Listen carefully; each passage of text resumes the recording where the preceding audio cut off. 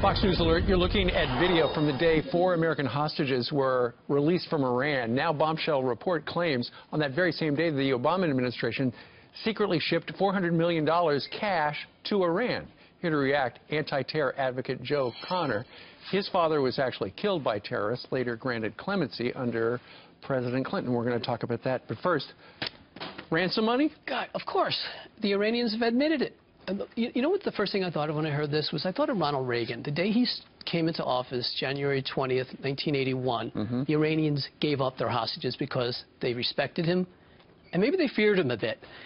Contrast that with Obama, where we're paying $400 million in the first installment to a country that kills Americans worldwide, right. And we're paying money to them. It's so over the top, I can't even get my arms around it. And you know what, Joe? The Iranian press is describing the cash as ransom. Yeah, it's ransom money. We got them from the Americans. Yeah, our own guys say it's not, and you have John Brennan saying, well, they won't use it for terrorism. Well, money is fungible, and it can be used for anything. I'm glad you brought that up. Meanwhile, let's talk about your case. A lot of people don't. You've seen him on the channel a million times. But Joe's father was murdered by terrorists in this country in 1975. Who was it? At Francis Tavern, the FALN, the Puerto Rican terrorist group, blew up Francis Tavern, where my dad was having lunch one Friday afternoon when I was 9 years old. Okay. And explain who this terrorist group is. Right. They were a Marxist group, really fueled by Cuba. And they set out to take down the American government and, in their minds, free Puerto Rico, but they wanted to turn Puerto Rico into another Marxist state. So they wound up going to prison? Yes. For what? They went to prison in Chicago for a seditious conspiracy, for weapons possession, for terrorist activities, for 28 bombings in Chicago.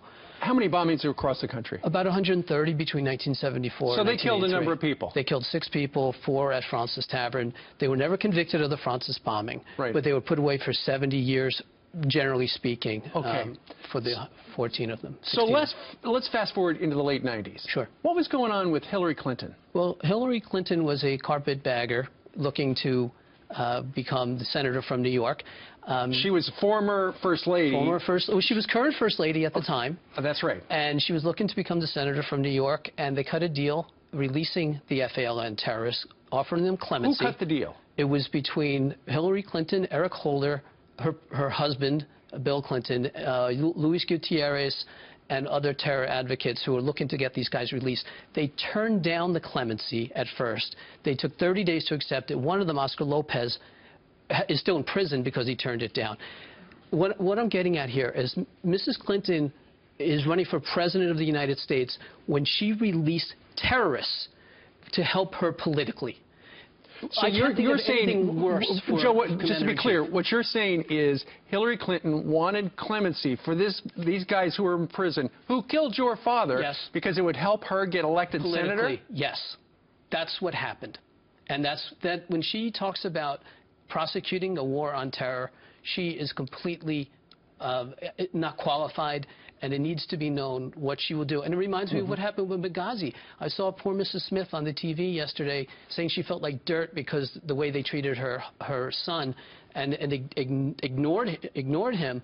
And I think of my father, the same thing. They said, well, these people never killed anybody. They were never convicted of Francis, but they were convicted of 28 bombings. They were all part of the conspiracy. They did it. They turned down clemency. She did it politically. She lied about it. She lied about Benghazi.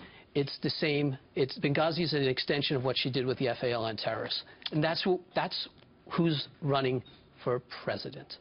You know, a lot of people have never heard that story until just now. Well, I hope they listen. And the other part is that she orchestrated the new relationship with Cuba when there were 70 fugitives there, including FALN bomber William Morales, and they're not demanding his return. They need to bring him back.